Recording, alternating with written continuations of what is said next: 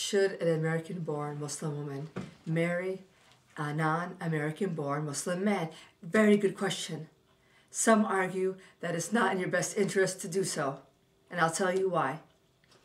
As this may be a good man, and he might be marrying you to complete his religion. There are other men out there that are only doing it as marriage of convenience. They're doing it for the U.S. citizenship, not because they want to complete their religion. They'll tell you the sweetest words. They're sweet as honey, right? Just to weave you into their web. And they're thinking, citizenship, citizenship, citizenship. I am this close to getting the citizenship, the U.S. citizenship. Telling you sob stories. My mother's dying wish was to see me get married. And if you know my story, you would cry for me. Women, stop falling for their stories. And stop thinking with your emotions. Think with your logic, with your head, not with your heart. Because if you work with your heart, you're not only going to mess up your life, being in a miserable marriage, you'll bring down your parents with you. They won't stop worrying about you. And to top that off, not even to top that off, you'll bring children to this world and be negative. It'll be negative for them. You'll ruin their lives as well. Now that's not a pretty picture, is it? The Prophet Muhammad, may peace and blessings be upon him, told us, love good for others as you love for yourselves. And that's why I'm giving this information to you. Don't fall for someone because they have a sob story or you feel sorry for them. This non-American born citizen.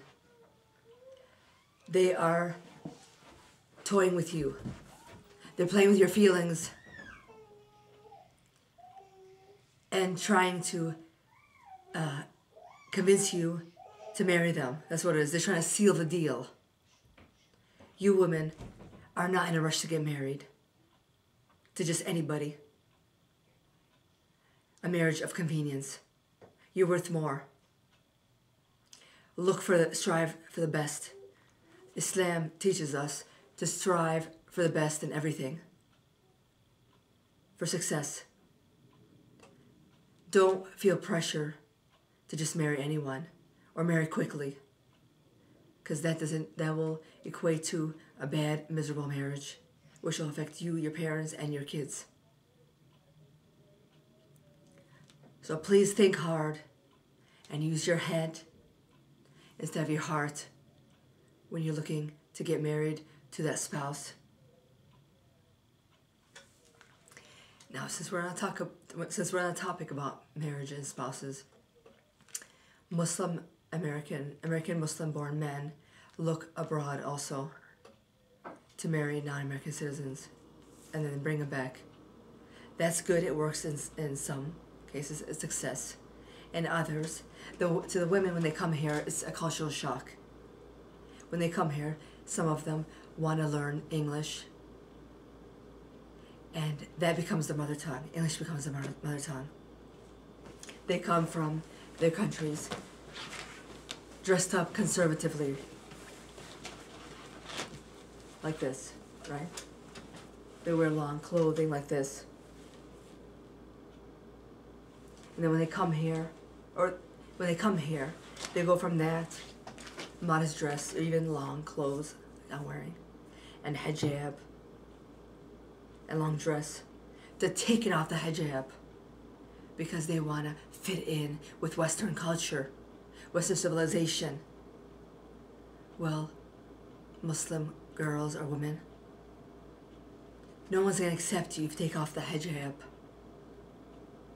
and wear spaghetti strapped outfits such as these, where if you turn the back, all your skin shows. They're not going to accept you, Muslim women or girls, if you take off the hijab and you dye your hair and show it to them. Never will they accept you.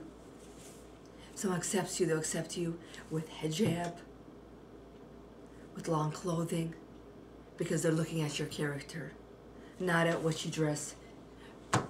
And even if you do have an accent, which makes you unique, stop trying to get rid of it to assimilate with Western civilization so you can become Americanized, because no one will accept you.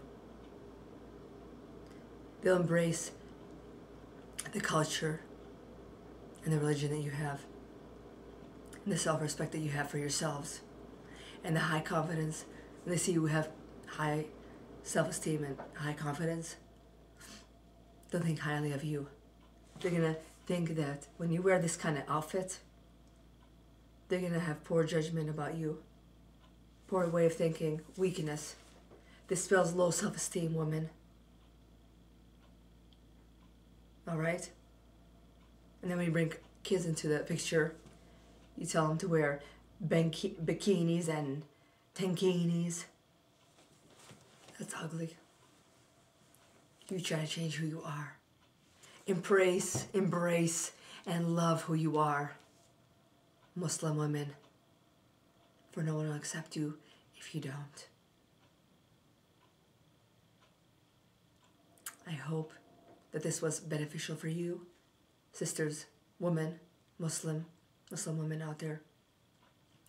Never try to fit in by coming here and wearing long clothing to preserve your modesty and your humbleness, and to come here and straight out wear short skirts showing off your legs or your ornaments